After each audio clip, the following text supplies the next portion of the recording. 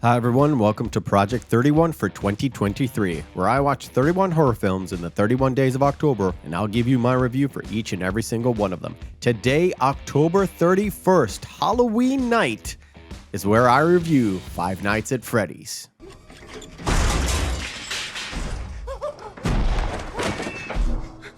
Five Nights at Freddy's is yet another movie based on a very popular horror video game.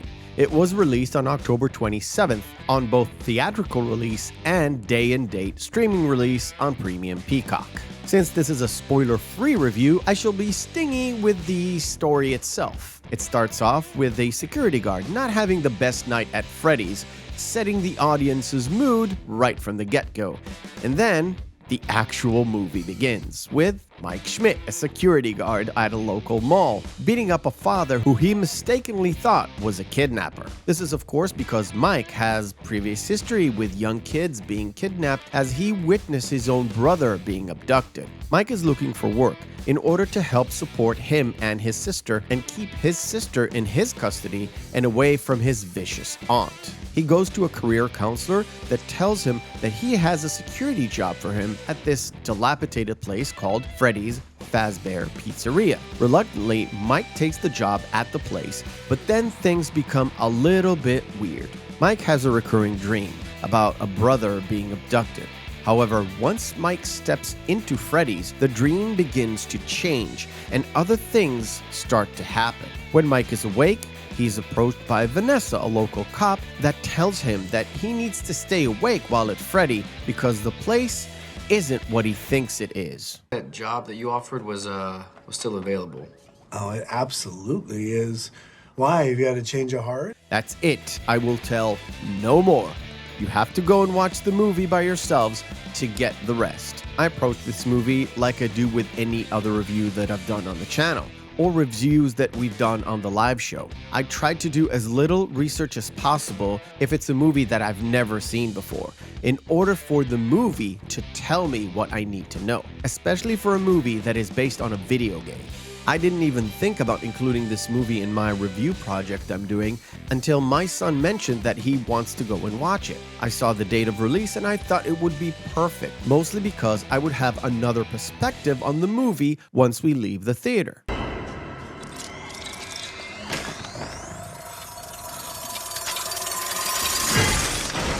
Overall, I thought it was an okay horror movie.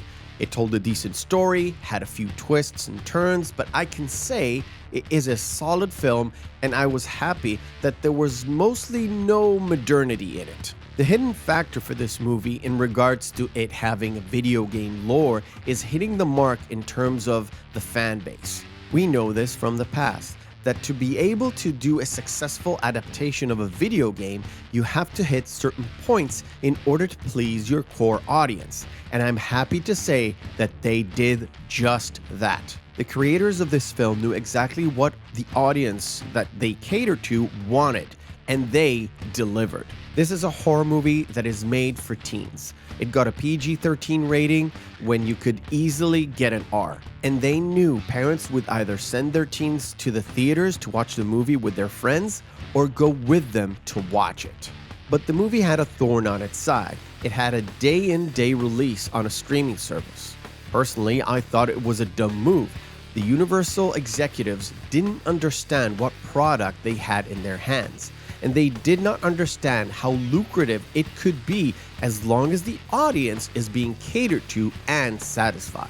This audience I'm talking about is very, very young. My boy is 9 years old and I let him watch this movie with me. I kind of had to fib in order to get him in, but who cares? At his age, I was already watching Nightmare on Elm Street, and I turned out okay-ish. The place was filled with the exact audience I predicted, ranging from pre-teens to late teens, boys and girls who grew up watching YouTube's legends play this game. People like PewDiePie, Markiplier, Jacksepticeye, and MatPat from Game Theory. I said as much on the midweek hump after show. These guys racked up hundreds of millions of views put together over the years, and that audience that watched those guys play that game is the ones that you have to please.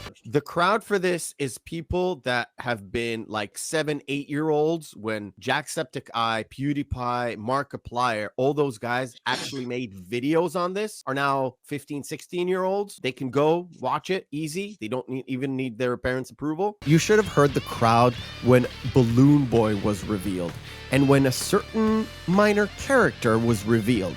The theater was not silent for about 2 minutes straight. As for recommendations, I would have waited to watch this on a streaming service, but my kids were happy with this movie, and since that's your target audience, at the end of the day, they did a great job. And it was nice to see Matthew Lillard have a big screen role again.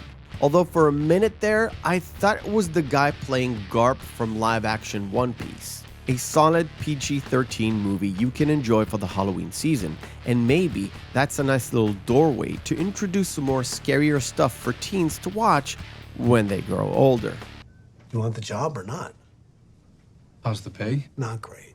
Thanks for watching. If you're watching this review and this is not the Halloween season, be sure to check out other reviews that I've done in the past, or check out our live Saturday show, The Real McCoy Podcast, as we dive much deeper into these amazing movies.